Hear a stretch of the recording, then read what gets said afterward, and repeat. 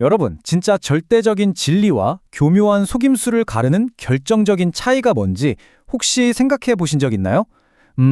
이게 바로 오늘 우리가 파헤쳐 볼 핵심 질문입니다. 어떻게 하면 허점 없는 완벽한 논리를 세우고 동시에 상대방의 숨겨진 꼼수를 단번에 간파할 수 있을지 말이죠. 그래서 오늘 가져온 텍스트가 뭐냐고요? 바로 아리스토텔레스의 변증론입니다. 고대 철학이라니까 벌써부터 먼지 쌓인 고리타분한 책이 떠오르신다고요? 절대 아닙니다. 이건 논리적 추론을 위해 만들어진 그야말로 시대를 초월한 궁극의 도구 상자거든요. 자, 집중하시고 이 엄청난 마스터 클래스를 함께 열어보시죠. 자, 본격적으로 들어가 볼까요? 여러분이 이해하기 쉽도록 이 2000년 된 철학을 딱 5단계로 깔끔하게 정리했습니다. 변증술의 목적부터 시작해서 마지막 궁극의 테스트인 더 큰 선 선택하기까지 쭉 따라가 보겠습니다. 첫 번째 파트, 변증술의 목적입니다. 우리는 도대체 왜, 그리고 어떻게 추론을 하는 걸까요? 이게 우리 일상에서 왜 그렇게 중요할까요? 아리스토텔레스는 추론을 3가지로 나눕니다. 첫 번째는 증명적 추론이에요. 이건 쉽게 말해 엄격한 과학의 영역입니다. 1 더하기 1은 2인 것처럼 의심할 여지가 없는 절대적인 진리나 근본적인 원리에서 출발하는 거죠. 하지만 현실을 생각해 볼까요? 우리가 매일 친구나 직장 동료랑 수학 공식처럼 대화하진 않잖아요. 그래서 두 번째가 진짜 중요합니다. 바로 변증술적 추론인데요. 이건 대다수의 사람들이 동의하는 통념에서 출발합니다. 절대적 진리라기보다는 우리가 실제로 대화하고 타협하고 합의점을 찾아가는 아주 현실적이고 실용적인 방법론인 거죠. 그리고 세 번째, 여러분, 이거 정말 조심하셔야 합니다. 바로 쟁론적 추론이에요. 이건 그냥 이기려고 쓰는 조작입니다. 겉보기엔 그럴듯한데 속빈 강정 같은 거짓 통념을 써서 사람들을 헷갈리게 하는 전형적인 궤변이죠. 오늘 우리가 이 도구 상자를 파헤치는 이유가 바로 이겁니다. 이런 교묘한 조작질에 당하지 않고 완벽하게 방어하기 위해서요. 그러니까 아리스토텔레스는 이렇게 묻는 겁니다. 우리가 왜 이 변증술을 배워야 할까? 대답은 아주 실용적입니다. 두뇌를 위한 훌륭한 지적 트레이닝이 되고 다른 사람과 대화할 때 상대방의 입장에서 소통할 수 있게 해주거든요. 그리고 무엇보다 진짜와 가짜를 꿰뚫어보는 철학적 안목을 길러주죠. 완전 일석삼조 아닌가요? 자, 그럼 두 번째 파트, 논증의 4가지 기둥으로 넘어가 보겠습니다. 모든 주장에는 반드시 갖춰야 할 4가지 필수 요소가 있습니다. 정의, 고유 속성, 부수성, 이렇게 4가지인데요. 세상의 그 어떤 주장이나 문제도 결국 이 4가지 바구니 중 하나에 쏙 들어가게 되어 있습니다.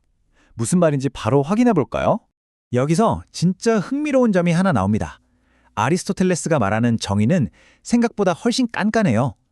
대상의 본질을 완벽하게 담아야 하거든요. 인간은 2발을 가진 지상의 동물이다 라는 고전적인 예시를 보면 이 설명 자체가 인간이라는 단어와 1대1로 완벽하게 교체될 수 있어야 한다는 뜻입니다. 그럼 고유 속성은 뭐가 다를까요? 문법을 배울 수 있다라는 문장을 생각해 보죠. 문법을 배우는 건 분명 인간만의 고유한 특징이 맞습니다. 하지만 그게 인간이라는 존재의 뼛속 깊은 본질 자체는 아니잖아요? 본질은 아니지만 오직 그 대상만이 가지는 특별한 성질, 그게 바로 고유 속성입니다. 다음은 유와 부수성입니다. 이 2개는 같이 묶어서 보면 이해가 확 빠릅니다. 유는 인간이나 소를 다 포함하는 동물이라는 아주 영구적이고 큰 카테고리예요. 반대로 부수성은 앉아있다처럼 어쩌다 보니 지금 그런 상태인 완전히 일시적이고 우연적인 특징을 말하죠. 영구적인 카테고리와 일시적인 상태, 딱 대비가 되시죠? 기초공사를 끝냈으니 세 번째 파트, 명제와 문제로 들어가 봅시다.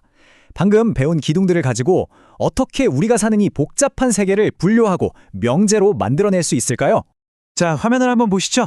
이게 그 유명한 아리스토텔레스의 10범주입니다. 너무 철학적으로 깊이 빠지진 않을 테니 걱정 마시고요. 핵심은 이겁니다. 우리가 겪는 세상의 모든 정보나 데이터는 실체, 양, 질, 장소 같은 이 10가지 카테고리로 전부 다 정리가 가능하다는 거예요. 상대방의 주장이 어느 카테고리에서 튀어나왔는지 한눈에 파악할 수 있는 일종의 내비게이션인 셈이죠. 그리고 여기서 잠깐, 논쟁하다 보면 단어 뜻 가지고 꼬투리 잡히는 일 진짜 많잖아요? 영악한 상대가 말장난을 못 치게 하려면 같다는 말이 정확히 어떤 의미인지부터 확실히 짚고 넘어가야 합니다. 외투와 겉옷처럼 이름만 다르고 아예 똑같은 건지, 아니면 인간과 말처럼 동물이라는 범주에서 같다인 건지 말이죠. 이거 하나만 확실히 해도 불필요한 소모전을 확 줄일 수 있습니다. 이제 네 번째 파트입니다. 분위기를 좀 바꿔서 약간 전술 브리핑 같은 느낌으로 가볼게요. 일상에서 마주치는 모호함과 논리적 오류라는 함정을 어떻게 포착하고 피할 수 있을까요? 모호함을 깨부수는 아주 날카로운 도구들입니다. 어떤 단어가 헷갈리게 쓰였다면 곧바로 그 반대말을 떠올려 보세요. 동물에게 아름답다의 반대는 추하다지만 집에 아름답다의 반대는 초라하다잖아요. 이 미묘한 차이 느껴지시나요? 그리고 육체적인 움직임인지 아니면 정신적인 생각인지를 구분하는 것도 상대의 애매한 논리를 정확하게 짚어내는 아주 강력한 무기가 됩니다.